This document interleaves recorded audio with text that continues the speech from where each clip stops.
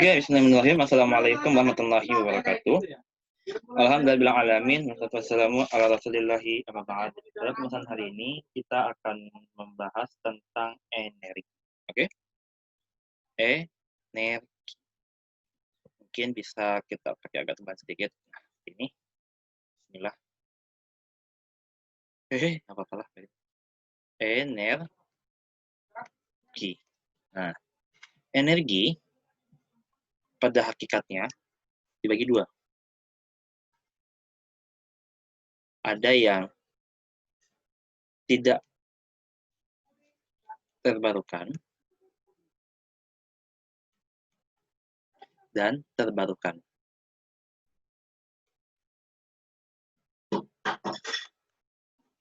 Nah, oke. Energi terbarukan disebut juga dengan energi fosil. Kenapa fosil? Coba kita lihat pada sejarah terbentuknya bahan bakar. Disebut juga ini dengan konvensional. Nah, konvensional itu contohnya ada BBM, ya kan? Nah,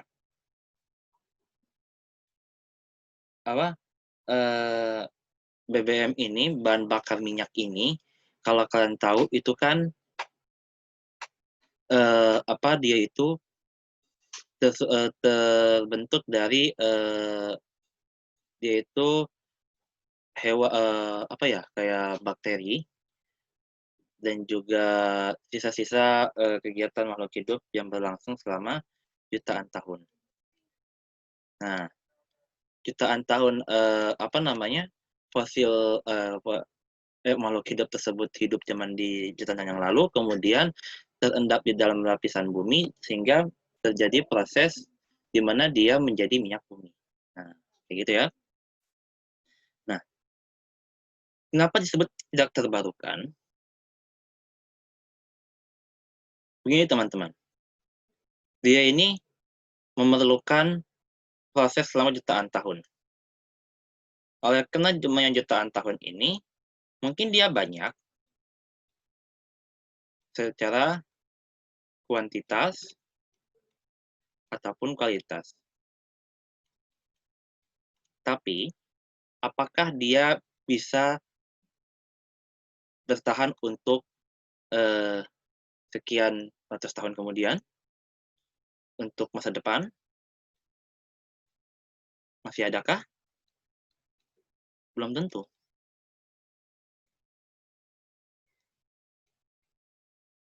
Seperti contoh,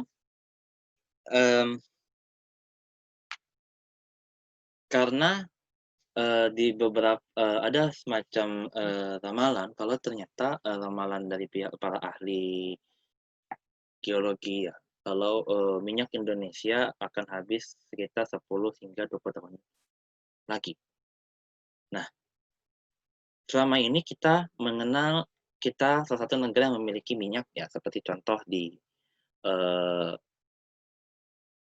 Blora, di Cilacap, di Kalimantan Timur, atau kita memiliki tambang batu bara di Kalimantan Timur, di Sumatera Barat. Nah, tapi dengan banyaknya secara kuantitas terutama ya, ini secara kuantitas ini belum tentu dia bisa digunakan hingga anak cucu kita ke depan.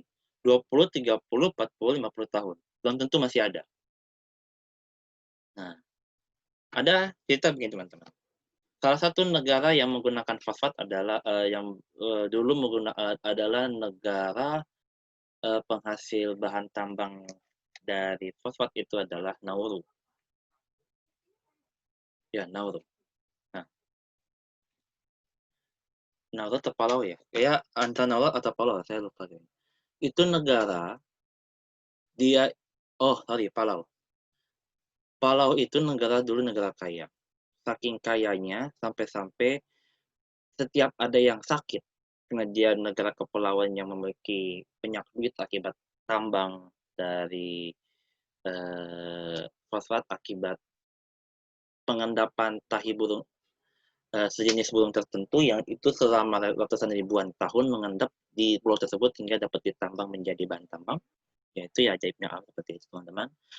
Pemerintahnya kemudian merasa itu sangat berlimpah, setiap yang sakit sampai dibawa ke Australia untuk berobat, dan itu dibayar negara. Itu kan istilahnya sangat-sangat pemborosan sekali ya. Ketika sumber daya tersebut benar-benar habis, negara tersebut tutup miskin.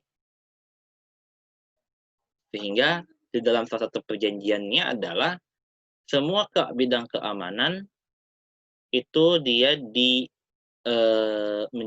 ada tanggung jawab Australia, dan juga Australia bisa mengekspor semua bahan-bahan makanan ke negara tersebut. Jadi negara tersebut sangat tergantung logistik dan keamanannya oleh Australia.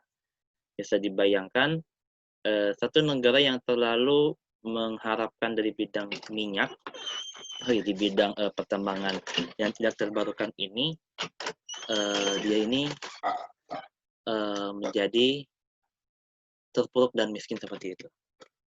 Kan? Nah, kembali lagi ke pembahasan kita di sini, ya. Jadi, karena kita mendapatkan problem ini,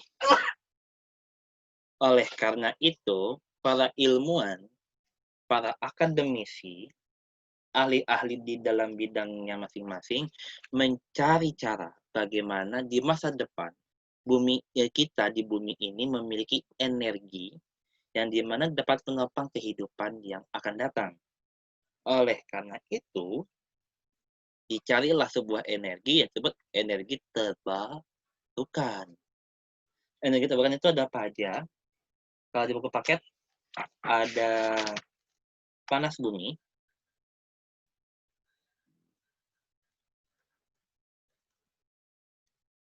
ada air, ada lagi bioenergi,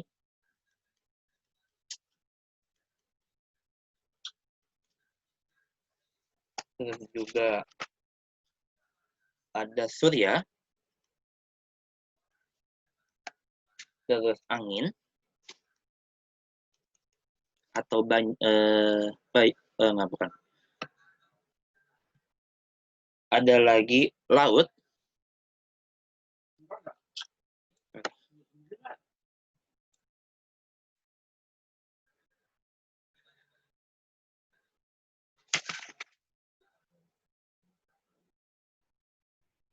ya, ada lagi batu bara, bukan batu bara sih. Batu bara ini agak-agak, kalau di buku paket teman-teman mungkin yang pakai buku paket di sini ada batu bara tercairkan dan batu bara tergaskan.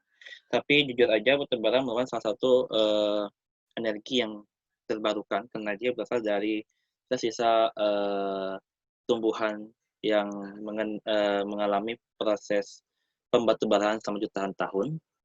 Jadi ya saya rasa kalau yang ini nggak begitu bagus juga. Ada lagi nuklir. Jadi jangan salah teman-teman, nuklir yang sering diancam sama Kim Jong-un itu, Kim Jong-un menjadikan.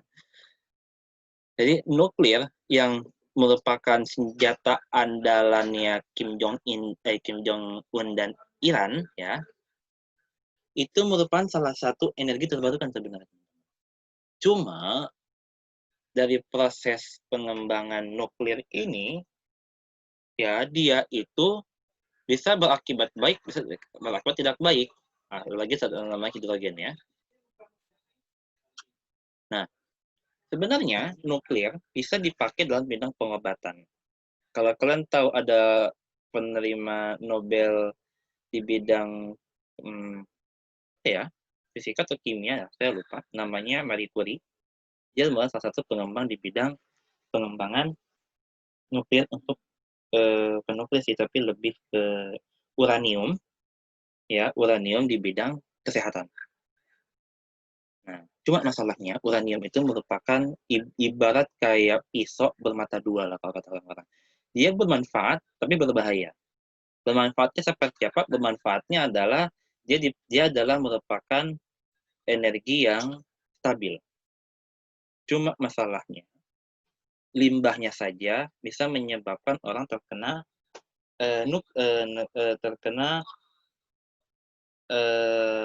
apa ya istilahnya, kanker akibat kalau misalkan limbahnya tidak diolah dengan baik dan benar. Karena radioaktifnya itu kan berbahaya. Dan kalau sampai bocor, radioaktifnya ini bisa jadi bocor juga, dan bahkan di dalam sejarah teman-teman, kalau kalian tahu kebocoran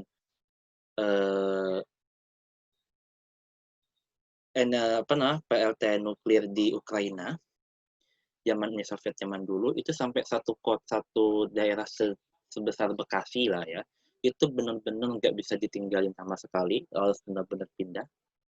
Salah satu kotanya itu yang terkenal Pripyat, dan apa ya, ada satu lagi saya lupa itu. Tapi memang kota itu terkenal banget.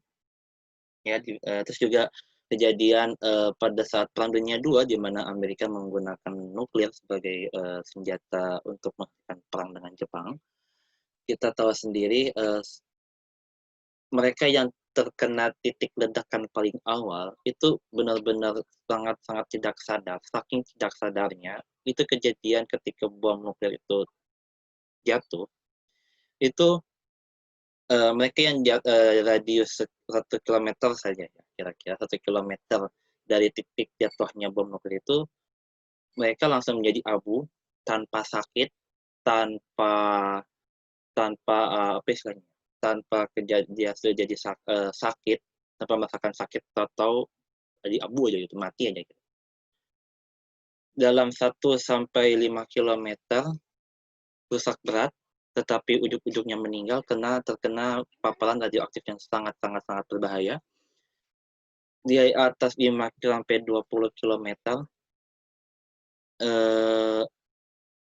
dia itu, orang yang terkena nuklir ini akan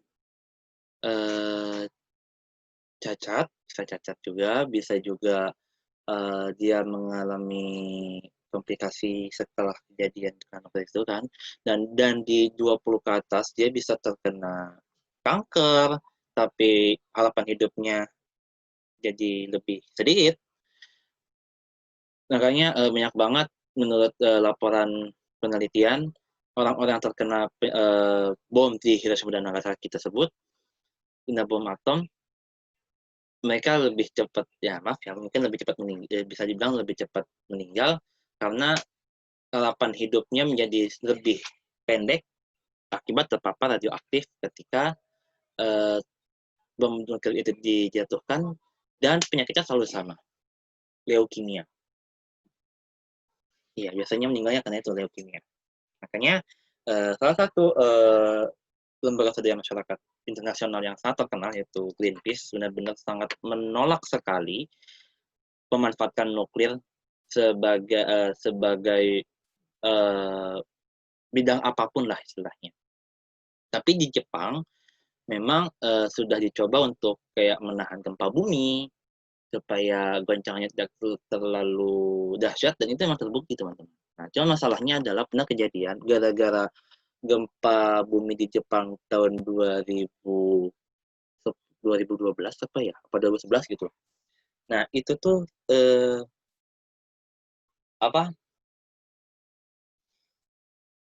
dia itu tempat pengayaan PLT nuklirnya yang di Fukushima itu, Fukushima Daiichi itu, dia itu jadi bocor. Akibatnya di seluruh kota-kota yang terdekat dengan Fukushima Daiichi tersebut harus dikosongin. Itu kejadian di Jepang. Nah, itu ya. Terus juga ada hidrogen juga.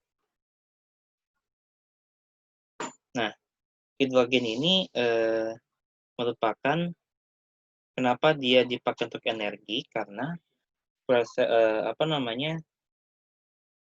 prosesnya untuk menerus menghasilkan listrik, reaksi kimia yang digunakan hasil yang terjadi. Meskipun tersedia di alam dengan jumlah banyak, maka hidrogen tetap muncul sebagai senyawa tunggal. Oleh karena itu diperlukan satu proses lain untuk memisahkan molekul hidrogen dari molekul lainnya. Sel bahan bakar hidrogen menghasilkan energi yang jauh lebih besar dibanding bahan bakar lain dalam jumlah yang sama.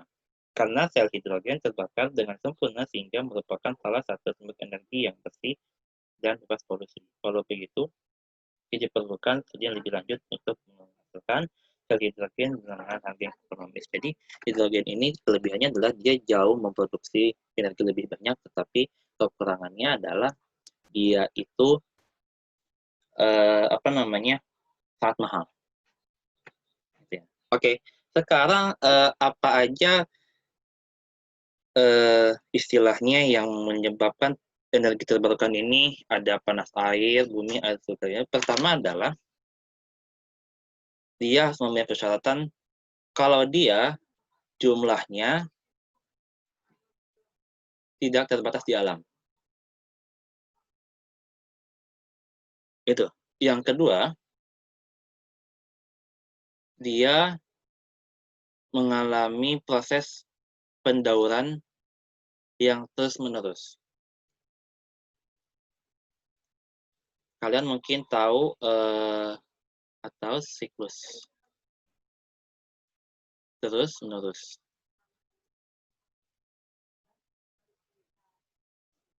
Dan yang ketiga, tidak